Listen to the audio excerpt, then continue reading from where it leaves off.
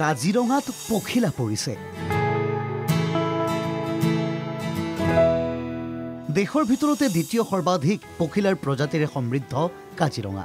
পানবাৰী সংৰক্ষিত বনাঞ্চল ভাৰতৰ দ্বিতীয় সৰ্বাধিক পখিলাৰ আৱাসস্থল। কাজিৰঙাত নথিভুক্ত হৈছে 446টা প্ৰজাতিৰ পখিলা।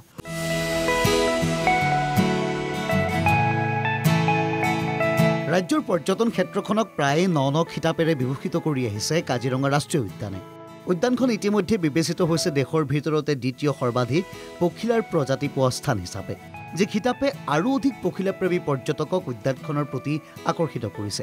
ৰাষ্ট্ৰীয় উদ্যান আৰু ব্যাঘ্ৰ সংৰক্ষিত বনাঞ্চলৰ উদ্যোগত আয়োজিত হৈছে বিশেষ কৰ্মশালা। দুদিনীয়াকৈ আয়োজিত হৈছে পখিলা আৰু অৰ্কিডৰ এই বিশেষ কৰ্মশালা। 56গৰাকী মহাবিদ্যালয় বিশ্ববিদ্যালয়ৰ ছাত্ৰ ছাত্ৰী আৰু বনকৰ্মীয়ে কৰিছে অংশগ্ৰহণ।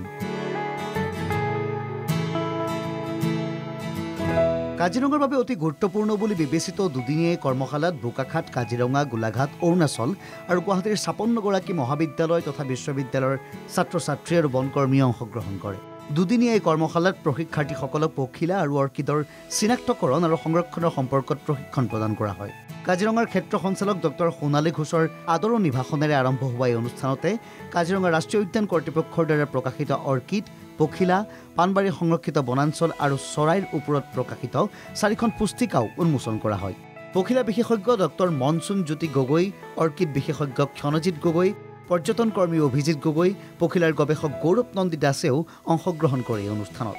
কৰ্মশালাত পানবাৰী সংৰক্ষিত বনাঞ্চলৰ সীমাৰে কৰা এক বিশেষ পদযাত্ৰাৰে প্ৰশিক্ষাৰ্থীসকলক পখিলাৰ সংৰক্ষণ, পখিলাৰ আৱাস, জীৱনচক্ৰ আদিৰ ক্ষেত্ৰভিত্তিক প্ৰশিক্ষণ প্ৰদান কৰা হয়।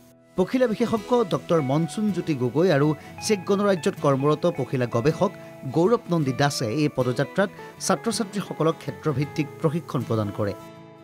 আৰ এই 2 দিনৰ ওয়াৰ্কশপত বেসিকলি যেটো আমাৰ মেইন আসলে কি আইডেন্টিফিকেশন অফ অৰ্কিডস আৰ বাটাৰফ্লাইজ কেনেকুৱা হয়। আৰ ইয়াতে স্পেশালি আমাৰ ফোকাসটো আসলে পানবাৰী ৰিজাৰ্ভ ফৰেস্ট, য'ত আমাৰ সেকেন্ড হাইয়েস্ট বাটাৰফ্লাই ডাইভাৰ্সিটি 443 স্পিচিজ বাটাৰফ্লাই তাতে ৰেকৰ্ড কৰা হয়েছে। বিচিত্ৰময়ী কাজিৰঙালৈ অহা পৰ্যটকৰ বাবে এক ভাল খবৰ। সেউজৰ এই সৰগত এতিয়া গছে বনে ডালে পাতে এনেকৈ পখিলা পৰিছে। কাজিৰঙাৰ পৰা কিষাণ চেত্ৰীৰ ৰিপৰ্ট, NKTV+।